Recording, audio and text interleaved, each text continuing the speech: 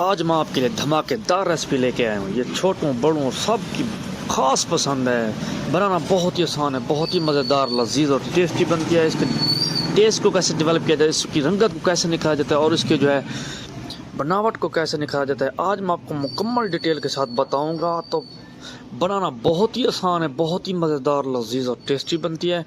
तो मिनटों में बना के दिखाऊंगा क्या क्या चीज़ें इसमें डाली जाती हैं, कौन सी चीज़ पहले डाली जाती है, कौन सी चीज़ बाद में डाली जाती है। आज मैं आपको मुकम्मल डिटेल के साथ बताऊंगा, तो आपने वीडियो को मुकम्मल देखना है। अगर आप भी क्रिस्पी, ज़बरदस्त और शोरबे वाले बनाना चाहते हैं तो आज आपने वीडियो को मुकम्मल वॉच करना है, ताकि आप जो है फ़ायदा उठा सकें। बहुत ही कमाल की रेसिपी है, बहुत ही मज़ेदार है और बहुत ही टेस्टी है। और इसके जो है बेह को कैसे नरम किया जाता है, आलू को कैसे निखारा जाता है, आज मैं मुकम्मल डिटेल के साथ बताऊंगा।